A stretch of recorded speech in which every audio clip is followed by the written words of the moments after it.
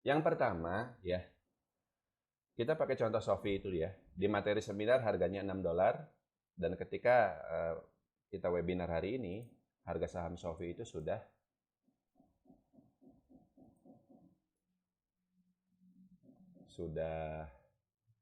13.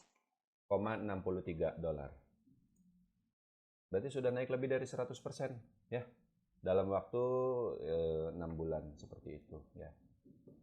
Pertama, ya sebenarnya jangan lupa yang tadi kita diskusi juga, S&P-nya kan lagi all time high terus tuh ya. Ya wajar dong kalau saham kita juga kemudian ikut naik seperti itu. Tapi sebenarnya ya belum tentu juga. Tidak semua saham di US hanya karena indeksnya all time high, sahamnya naik setinggi itu gitu. Jadi kalau Ibu Cici lihat saham-saham yang lain kayak SMCI tadi barusan malah turun toh. SMCI itu malah turun gitu loh. Jadi tapi maksud saya gini, Sofi belum tentu naik setinggi itu juga kalau kondisi pasarnya nggak lagi bagus di Amerika Serikat itu. Jadi ada faktor ininya juga. Ini sesuatu yang di Indonesia sudah lama hilang Bapak Ibu sekalian karena kalau di Indonesia IHSG-nya naik terus ya. Tapi yang naik apa? Saham-saham yang aneh-aneh yang dan saham kitanya malah turun gitu loh. Kalau dulu nggak begitu. Kalau IHSG naik, ya saham kita juga semuanya naik gitu.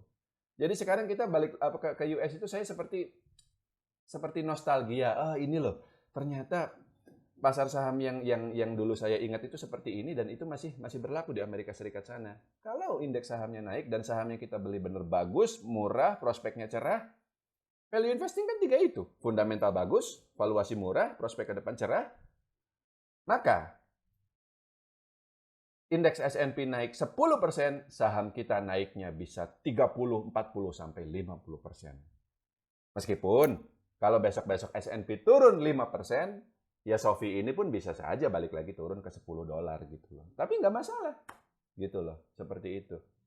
Dan saya kasih tahu lagi, cara analisanya jauh lebih sederhana Bapak Ibu sekalian dibanding saham-saham di Indonesia. Laporan keuangan Indonesia itu ribet, panjang banget.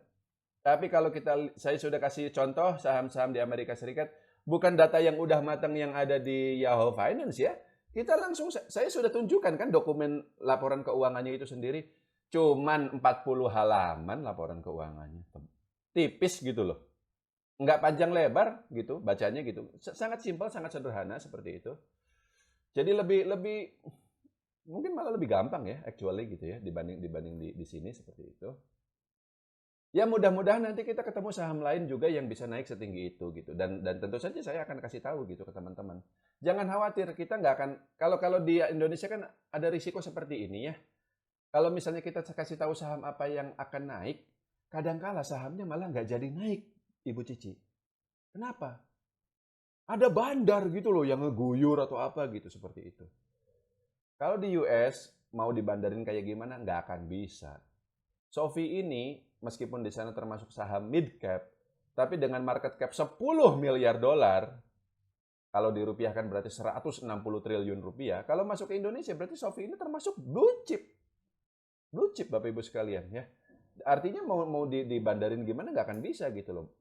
Market makernya juga modalnya harus gede banget. Artinya pergerakan sahamnya itu tidak akan bisa dipengaruhi oleh influencer atau siapapun gitu loh. Dia naik turun memang mengikuti fundamental dan juga mengikuti indeks S&P di sana.